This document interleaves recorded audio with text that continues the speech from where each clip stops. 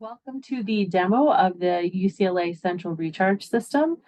Before we get started, there are a couple things I wanted to mention just so we're all on the same page when we start. First of all, I am demoing from the test environment. So this functionality is going to look a little bit different for end users when they get into a live environment.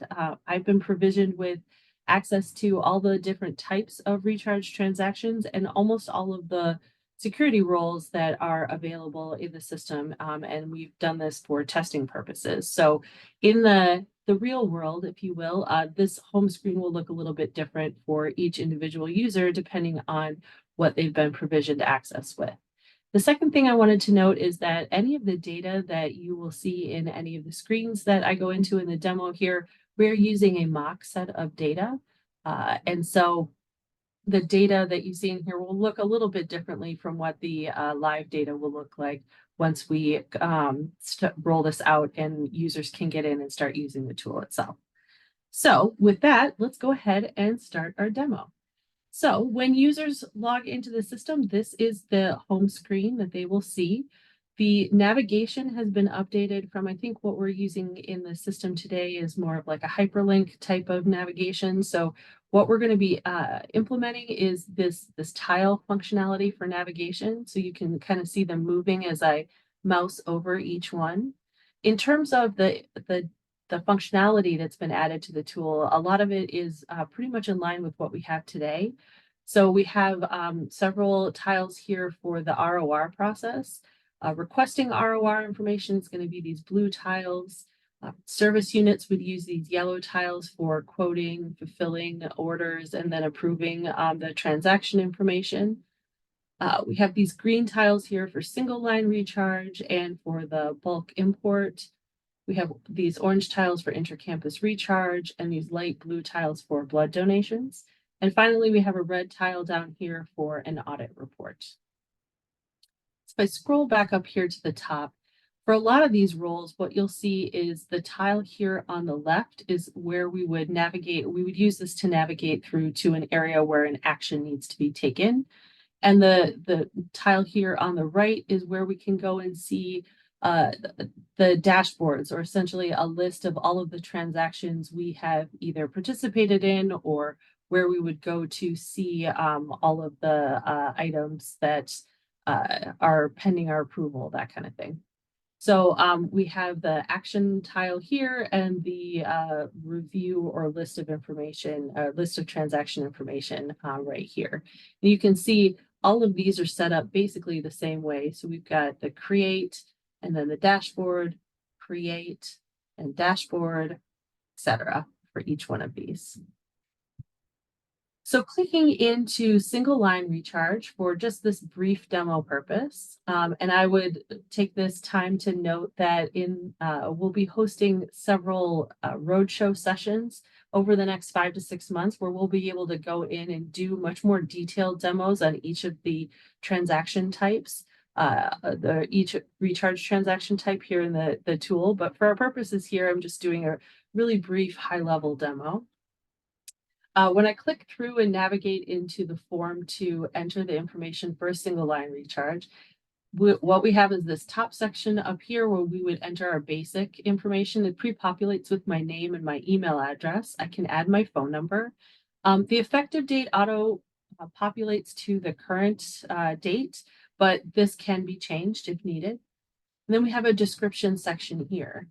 The next part is this is where we would enter the service unit that's going to be that provided the service. And here's where we would start entering the information on what the service was, how many, what the rate was.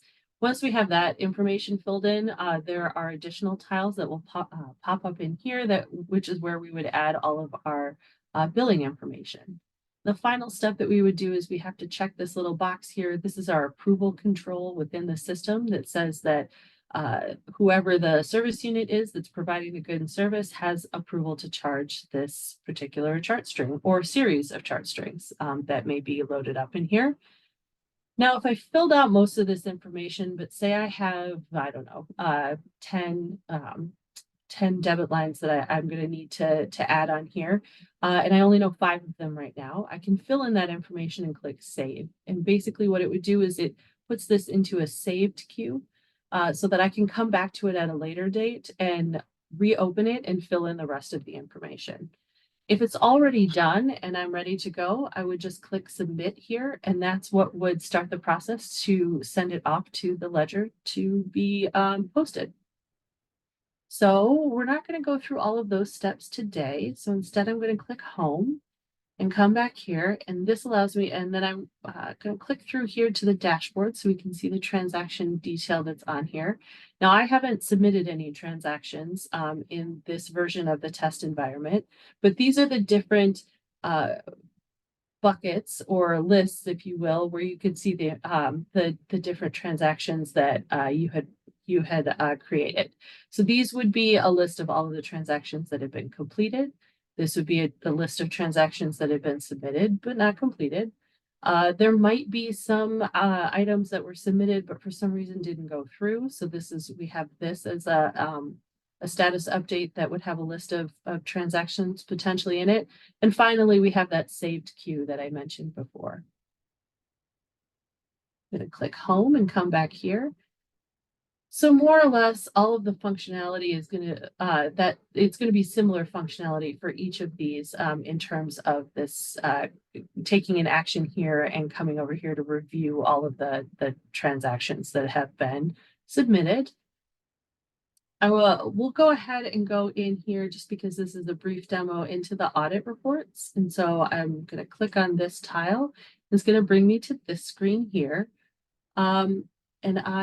So I have the option here if I know a specific field that I want to search on. Maybe I know the transaction number or the date, the specific date. You can enter that information here. You can see when I hover over it, a little box pops up to give you some options for what to search by.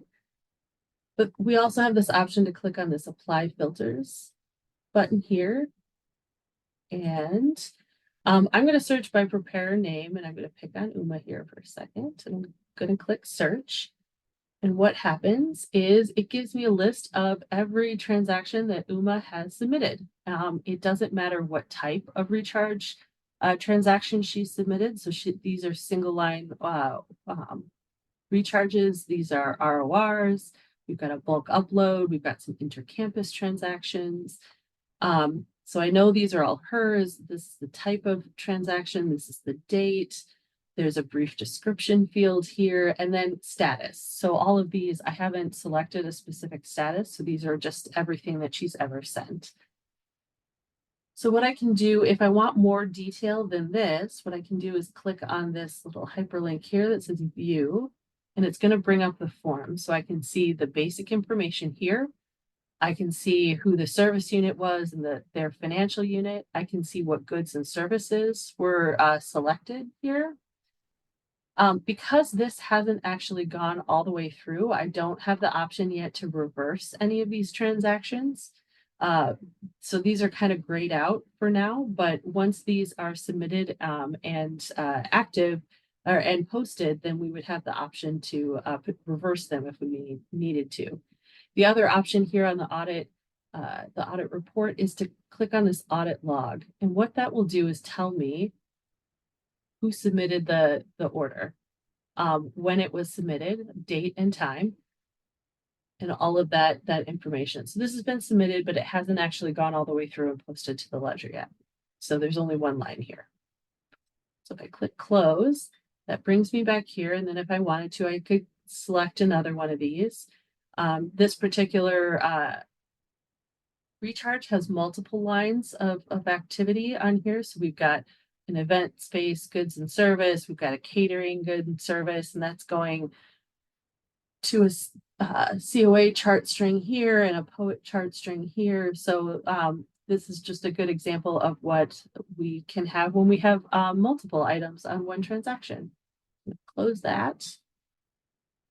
And that will come back here to home, back to our home screen. And that concludes this brief demo of the UCLA Central Recharge System. Like I said, please keep an eye out for the invitations for the roadshow sessions that will be coming up over the next couple of months, where we'll be able to go into a lot more detail about each of these types of recharge transactions. Thank you so much.